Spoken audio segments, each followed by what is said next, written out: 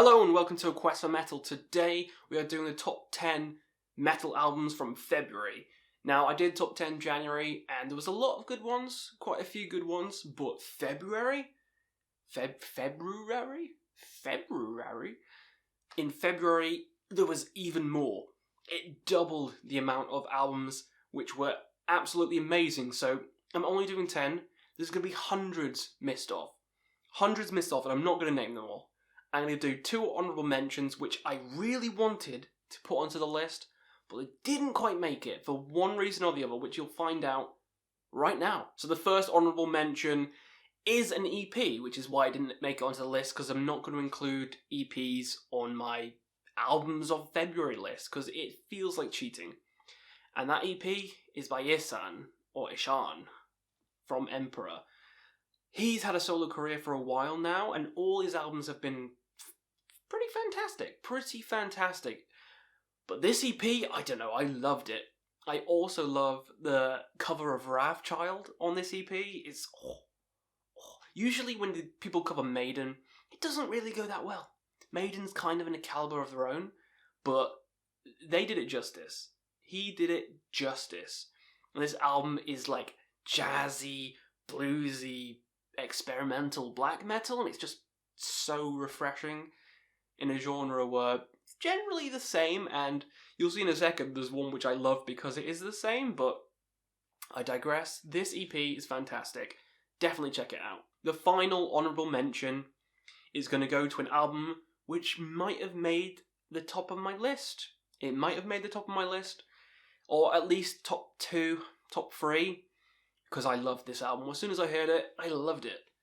And that is Nahash. And the band is Grafvivinta. Don't know actually how you pronounce that. This is actually the debut from this band. It's the debut album. I think it was just reissued this month. It came out on Apple Music and Spotify and stuff this month. And I don't know if it was like a remaster or a reissue, but it was an old album. 2006, I think this was out. But let me tell you, if you're looking for some intense as hell, raw black metal, you can find no better. This month you can find no better, because this album blows your head right up. Blows it up into just spaghetti. Blows it into spaghetti.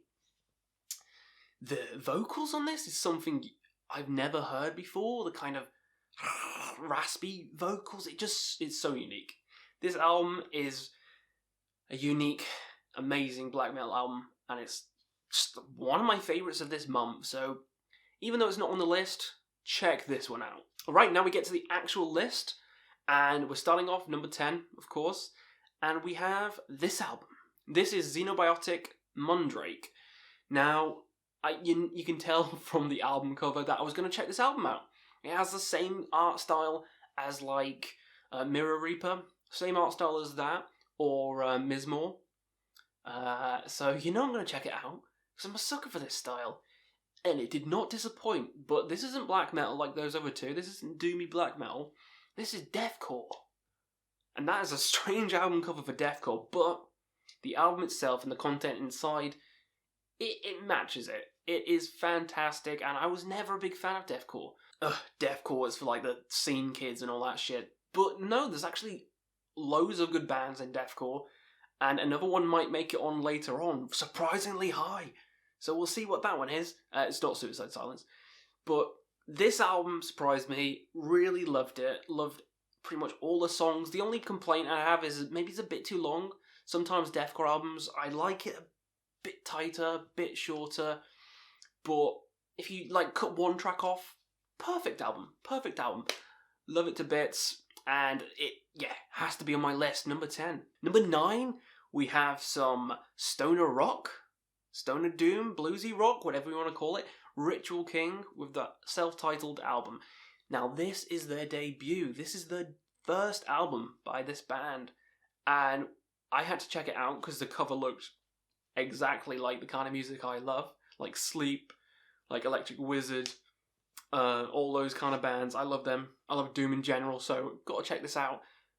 And I was really surprised. The actual musicianship is amazing on this album. It's not just fuzzy guitar. It actually had some substance and some bluesy riffs and some nice kind of guitar parts.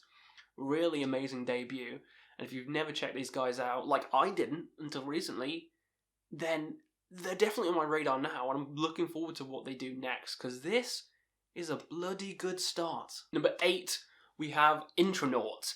Now, this is lower down on the list at the moment just because it came out yesterday, so I haven't had a lot of time with it, but I've listened to it twice, 3 times since then, and let me tell you, this is a journey and a half. If you love bands like Tool, if you love bands like The Ocean Collective, this will be right up your alley. Even Meshuggah, this will be right up your alley. It's weird, it's proggy, it's trippy, it's strangeness personified and elongated, and this album is perfect. If you thought the musicianship from Ritual King was good, you ain't seen nothing yet, because the instrumentals on this album, fantastico. The vocals, really strange and unique. It's very kind of off the wall, but I love it. The song structures, the lengths of the songs, it has everything you want in a trippy, proggy package. And it'll start making you see things, like this monkey in a hat. Number 7 is The Spirit, with Cosmic Terror. This is one of the first albums that I really dug my teeth into this month, and one of the first ones that came out, and I loved it. And I still love it, still making it onto the list, listened to it countless times, and this is a black metal, through and through album, but it's kind of, it's very different to the typical. It's not super raw, it's also not kind of in the background, it's not super relaxing, it's kind of like a brutal black metal album. I don't know how else I can describe it. It is strange. This album has like a sense of dread throughout it, which I love. I love feeling dread. Who doesn't? Come on. And you can just imagine that giant fucking eyeball just watching your every move, like it's watching the guy on the album cover when you're listening to the music, and it feels like it's just judging you. And I like that. If you want something intense, black, and well worth your time, definitely check out The Spirit, Cosmic Terror, because it is one of the best, and it's kept my attention for this long, so it's gotta be good. Number 6, Kvelertak with Splid. This was a fantastic album. It had a lot of hype surrounding it, a lot to live up to, because the previous Kvelertak albums were also amazing, and this one, I think it delivered.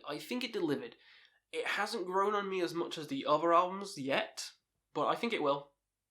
The new vocalist is definitely suits him. The music suits him. I wouldn't say it's my favourite, but it's definitely a fantastic album by these guys, and one of my favourites of this year so far. I know it's kind of low down, but it's still a fantastic release, and it's one of my favourites. If you like intense, hardcore / thrash / punky metal, it's weird. It is a weird combination, but if any of those tickle your fancy, definitely check out this album, Splid, because it's weird, wacky, wonderful, and really just intense the entire way through, in like a hardcore kind of way. So yeah, any of that sounds good, check this out. Number 5, we're back to black metal again. What can I say? I like it, it's one of my favourite genres. Blaze of Perdition with The Harrowing of Hearts. This is one of my favourite black metal releases. This goddamn month. I know I talk about the album covers a lot, but come on. That weird eldritch abomination looking thing that's coming out of that guy, looking like some bloodborne chalice demon boss that I want to just fucking use its blood vials. Give me your blood. Yeah, the album cover is sick. Album cover aside, the album itself is sick. All the songs, the lyrics, it sings to me. It sings to me. I love kind of dark and edgy and weird and Cthulhu and all that demon-y stuff, and that's what you get on this album. The vocals are aggressive as hell. I can't help but love them. The melodies get stuck in your head. Just the song structures and the whole horror kind of atmosphere you get in this album. It's a very dark, very spooky album, and I love it. Number 4, we're coming closer to the top. Number 4 is Sylosis with a cycle of suffering. You'd think this would be higher, and it is like a 9 out of 10 album. I love it. But there's a couple that took the biscuit this month, but this is still one of my favourites. I adore this album. I've been waiting so long for the new Sylosis album, and it definitely delivered. I think it's better than the previous one. The songs on it, they're just the riffs. It feels kind of Gojira-esque. It feels like the next evolution of Sylosis, and that's why I love this album. It feels like the next step. This album is the next step, and it's a lot better than the previous ones. I think, actually, no, I'm going to go on record, it's better than the previous ones. So I hold this in high regard. Amazing, beautiful album from these guys. Number 3, surprising one. A very surprising one. Krosis with Memoir for Free Will. This album took me by surprise. I've listened to this not hundreds, but it's only been out a month. I've listened to this a lot.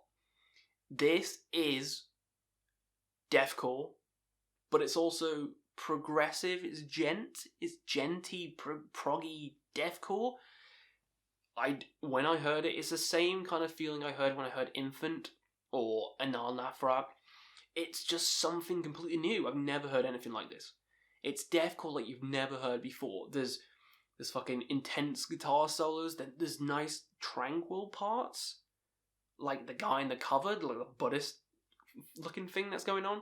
There's lovely tranquil parts, beautiful sections, beautiful singing sections, intense screaming and fucking double bass going everywhere, and just the most mental deathcore you've ever heard. And then it goes super fucking relaxing. Then it goes to like some mad guitar solo. Then it's mental, absolutely bloody mental. This album is mental. You just gotta hear it to believe it. It's not everyone's cup of tea. Sure, if you don't like chaos, if you don't like what the hell am I listening to, you probably won't like it.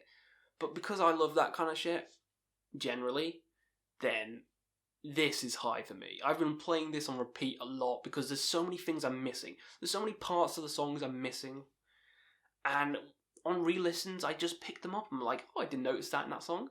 And that's what I love. So this has to be here. Now the top 2, I've been struggling with these 2 for a couple of days now, because one's quite recent. But I've decided on the way it is. Okay, so number two, I'm going to need my phone because it's in French. It is Regarde les Hommes Tombe. I don't know if I've said that right. And the album's titled Ascension, which is easier to say. This is a black metal band. Who would have thought? Who would have thought? This is a 10 out of 10. I'm not going to lie, this is a 10 out of 10 album. If another album didn't come out this month, this would be easily top. It's better than any of the ones in January. I'm going to go on record, it's better than any of the ones in January. But another album came out which I just... I'll tell you about that when it comes out, but this is flawless black metal. Flawless black metal. It has exactly what I love. It has atmospheric parts, it has crazy guitar riffs, it has the kind of creepy, shrieky vocals like most black metal bands do, but it isn't boring. It's atmospheric. It's kind of like Memoir. If you like Memoir, I think you'll like this album. It's in the same vein. A couple of reviewers, because I've seen some, they say the album is good. They give it like an 8 and stuff. They say it's like, it gets a bit repetitive though, and I'm like, the album's only like 40 fucking minutes long. 40 whatever minutes long. There's only like 7 tracks on it. One of them's a fucking interlude. No, 2 of them's like interludes. It doesn't get repetitive. They're not listening to the right goddamn album because the riffs in some of these songs are just so heavy, so intense, and so much different to a normal black metal band. And it's hard to do that. It's to keep black metal fresh, you know, because a lot of them just kind of do the same thing over and over. But I think these guys do it tremendously. And this is a 10 out of 10 album. So please check this one out. This one is absolute banger. So go out, support it, listen to it. It is on YouTube if you just wanted to check it out. It's also on all the other streaming platforms. So yeah, give it a whirl. Now, number 1, my favourite album from February 2020. The album is no surprise to people because I did a review on it recently. It's Demons and Wizards Free. The only power metal album to make the list. It's not, the reason it beat the black metal albums is because in my mind, it's easy to please me with black metal. I love pretty much almost any black metal. Yeah, I can dig any black metal pretty much. Power metal, on the other hand, that's hard. Power metal, to make a good power metal album, that is hard. I mean, the vocals have to be on point, the guitar solos have to be on point, everything has to be perfect and not be cheesy. And this is, it works. It's not cheesy. The solos are amazing. There's acoustic sections. There's a ballad that I actually like. What? This is the best album of the year so far for me, personally. I love Hansi's voice. He is a god. Blind Guardian's one of my favourite bands, so I'm biased, a little biased. This is a masterpiece album, and every re-listen it gets better and better. Wolves of Winter, just a cha, stuck in your head. Midas Disease is the one that I was kind of iffy on, but now I love it. I love how rocky and silly it is. Timeless Spirit has that amazing guitar outro. The outro is the best ever. Children of Cain, one of the greatest songs of the year. I am super biased with this one, but yeah, it's my favourite album of February. It's probably going to be my favourite album of the year, unless something kicks it off later on. Maybe My Dying Bride. Maybe Catatonia. Those two could possibly kick it off, but at the time being, at the moment, Demons and Wizards, number 3. Flawless album. I love it from start to finish. Some songs you don't like, keep listening, because they will grow on you, and if they don't, you're probably brain damaged a little bit. So that was my list, top 10 metal albums of February 2020. What's your favourites? What's your favourite picks from this month? Put them all in the comments below, and what did you think about my list? Are you annoyed that I missed off Sepultura? Because I'm not. I sleep easy with that decision, because that album was mediocre to me. It was fine. It was a fine album. I'm more annoyed that Delaine didn't make the list, because I really loved Delaine's album. I thought it was fantastic. And any elitists can suck a fucking chode. So yeah, let me know what you guys thought in the comments below, and we'll see you again on another Quest for Metal.